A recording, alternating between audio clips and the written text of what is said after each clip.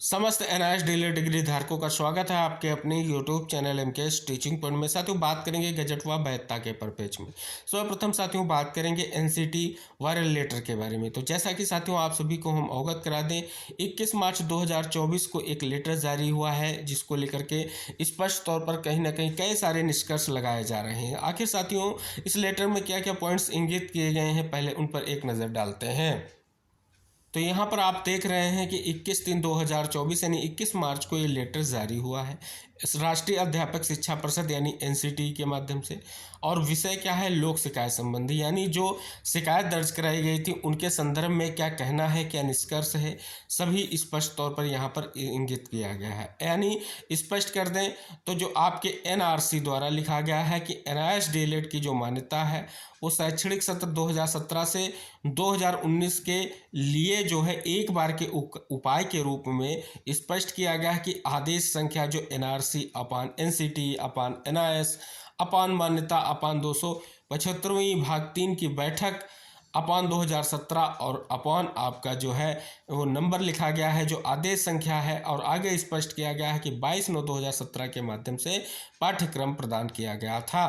तो यानी ये इतना निष्कर्ष निकल कर आ रहा है कि एनआरसी, फिर एनसीटी, फिर एनआईएस, फिर मान्यता की बात हुई और उसके बाद ये पाठ्यक्रम प्रदान किया गया। आगे लिखा गया है कि देश में सरकारी सहायता प्राप्त और गैर सहायता प्राप्त निजी स्कूलों में कार्यरत प्रारंभिक स्तर पर सेवारत अप्रशिक्षित शिक्षक, किनको प्रशिक्षित करना था, वो शिक्षक जो अप्रशिक्षित थे, चाहे सरकारी सहायता प्राप्त या गैर सहायता प्राप्त निजी स्कूलों में अगर वो कार्यरत थे उनके लिए। अब यहाँ पर इस कार्यक्रम को जो है एनआईएस द्वारा 31/3/2019 को पूरा किया गया।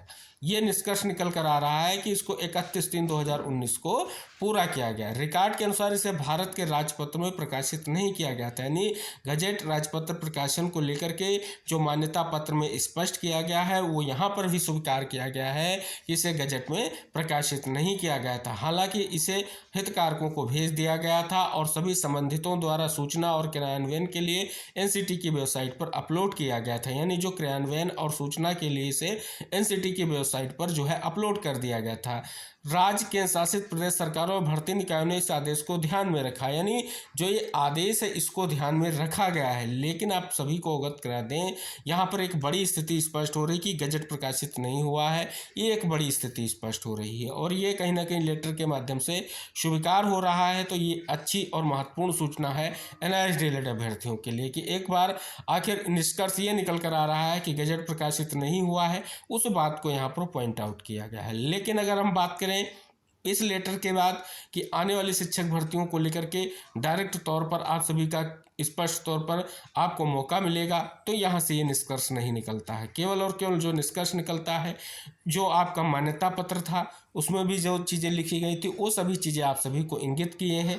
लेकिन अगर आप सभी को हम अवगत करा दें कि 28/11/2023 के बाद की स्थितियों पर आप विचार करेंगे तो जितने भी भर्ती विज्ञापन आए हैं आप उसमें देख सकते हैं किसी को मौका स्पष्ट तौर पर न देने को लेकर के ये निष्कर्ष निकल कर आ रहा है कि एनआईएस डीएलएड के लिए आप देख रहे हैं कि जो है वहाँ से स्पष्ट तौर पर नोटिस आती है और नोटिस में एनआईएस डीएलएड अभ्यर्थियों की स्थिति को स्पष्ट किया जाता है और उनको मौका नहीं दिया जाएगा या जो निष्कर्ष है उसको स्पष्ट किया जाता है। तो आप सभी को स्पष्ट हो गया कि यहाँ पर क्या निष्कर्ष निकल कर आ रहा है कि गजट प्रकाशन को लेकर के जो स्थितियाँ हैं स्पष्ट हैं।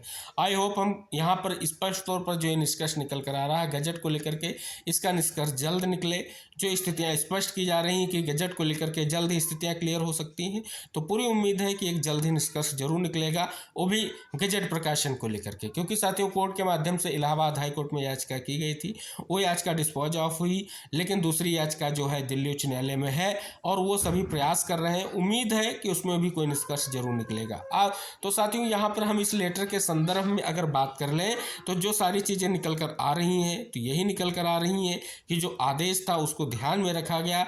लेकिन साथियों अब सुप्रीम कोर्ट ने आदेश दिया है, 28/11 का जजमेंट दिया है, जिसमें आप सभी को पता है रेगुलर डीएलएड और एनआईएस डीएलएड की वैधता को लेकर के उन्होंने फैसला दिया है। प्राथमिक शिक्षक भर्ती के लिए उन्हें इनवैलिड माना है, ना कि आपकी डिग्री को इनवैलिड माना है, आपके कोर्स को इनवैलिड माना है। यानी आपका कोर्स स्पष्ट तौर पर इनवैलिड नहीं है, केवल और केवल जो है आप सभी लोगों के लिए जो आपका समय है जो 18 और 24 माह की वैधता है उस पर जो है कहीं ना कहीं स्पष्ट तौर पर टिप्पणी की गई है और उस आधार पर जो है केस का निस्तारण किया गया है। अब साथियों यहाँ पर हम बात करेंगे कि रिव्यू पिटीशन को लेकर के। तो जैसा कि आप सभी को पता है कि एक महत्वपूर्ण रिव्यू पिटीशन जो है कोर्ट में दाखिल की जा चुकी है। अब यहाँ पर साथियों रिव्यू पिटीशन के सहारे निष्कर्ष क्या निकल कर आ सकता है आप सभी को पता है।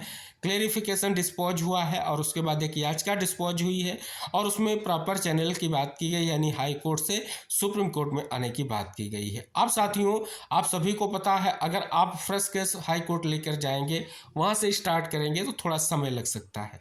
अब यहाँ पर साथियों जो ऑलरेडी केस वर्तमान में चल रहे हैं, चाहे आप असम का ले लीजिए या अन्य राज्यों का ले लीजिए, जहाँ पर केस एनआईएस डीएलएड को लेकर के चल रहे हैं, वहाँ के लिए एक प्रयास किया जा रहा है। क्या प्रयास है? ट्रांसफर पिटीशन का। ट्रांसफर पिटीशन का अर्थ ये है कि वहाँ पर ट्रांसफर पिटीशन लगाया जाए कि इस केस को हम सुप्रीम कोर्ट ले जाना चाहते हैं, और उसके लिए आप सभी को पता है रिव्यू को आधार बनाया जा सकता है, क्योंकि साथियों स्पष्ट हो रहा है ट्रांसफर पिटीशन में यही निष्कर्ष होता है कि जो हाई कोर्ट में केस की सुनवाई हो रही है उसे सुप्रीम कोर्ट में ले जाना है। ट्रांसफर पिटीशन का अर्थ यही है। और मिसलेनियस या क्लेरिफिकेशन का अर्थ ये होता है कि जो जजमेंट आया है उस जजमेंट में जो है क्लेरिफिकेशन क्या होना है, यानी 28/11 से पहले किस प्रकार के निष्कर्ष की स्थितियां रहेंगी, क्या इससे पहले लागू रहेगा, ये स्पष्ट होना है। तो साथियों स्पष्ट हो रहा है कि यहाँ पर क्लेरिफिकेशन की अभी बात नहीं की जा रही है। ट्रांसफर पिटीशन का अर्थ ये है कि विभिन्न राज्यों में जो हाई कोर्ट में केस चल रहे हैं उनको एक साथ सुप्रीम कोर्ट में ले जाया जाए, सभी की बातों को जोड़ करके वहाँ पर रखा जाए और एक निष्कर्ष निकल कर आ सके। तो ये कई सारे विकल्प हैं, रिव्यू भी एक विकल्प है। तो यहाँ कहीं ना कहीं आप देख रहे हैं इसके लिए अब प्रयास हो रहा है। अब आगे क्या निष्कर्ष निकलेगा, क्या स्पष्ट होगा, ये कहीं ना कहीं आप सभी के प्रयास पर निर्भर करता है। अब साथियों यहाँ पर बात कर लें कि एनआईएस डीएलएड के लिए आगे क्या निष्कर्ष महत्वपूर्ण हो सकते हैं। तो आप सभी को पता है सुप्रीम कोर्ट में डायरेक्ट जाने को लेकर के स्पष्ट तौर पर जो है हिमा कोहली मैम की बेंच में अमनुल्लाह सर ने स्पष्ट किया था कि आप जो है रिव्यू के माध्यम से आइए। जब स्पष्ट तौर पर मुकुल रोहतगी सर ने एनआईएस डीएलएड का पक्ष रखा था और स्पष्ट तौर पर याचिका को लेकर के बात की थी, तो स्पष्ट हुआ था कि आप जो है अगर सुप्रीम कोर्ट में बात रखना चाहते हैं तो आप रिव्यू के माध्यम से आए। हालांकि राज्य पार्टी ना होने के कारण आप हाई कोर्ट जाएं, ये निष्कर्ष निकल कर आया है। इसके अलावा कोई दूसरा निष्कर्ष नहीं है।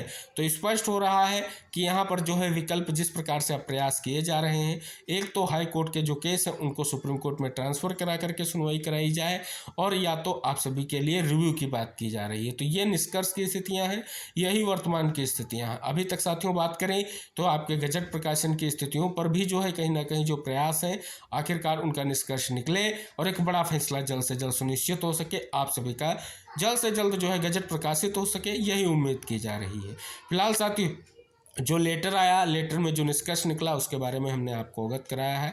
पूरी उम्मीद है सभी साथी जरूर इस वीडियो को शेयर करेंगे।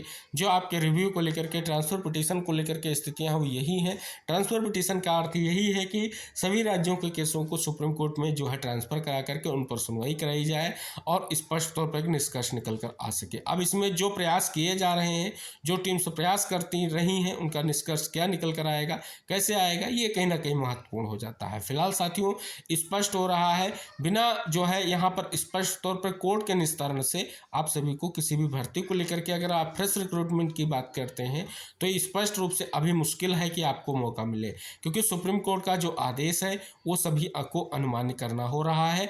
और आप सभी को पता है जो हाई कोर्ट में केस है अंततः उनका निस्तारण जो होगा वो आप सभी को पता है कि वो जो है सुप्रीम कोर्ट के आदेश के अधीन ही निस्तारण किया जाएगा, ये आप सभी को क्लियर हो रहा है। तो यहाँ पर जो है जो भी फाइनल निष्कर्ष होगा वो सुप्रीम कोर्ट से ही निकल कर आ सकेगा, क्योंकि सुप्रीम कोर्ट की सुनवाई के बाद ही जो भी निष्कर्ष निकल कर आएगा वो महत्वपूर्ण रहेगा और समस्त अभ्यर्थियों के लिए निर्णायक भी रहेगा।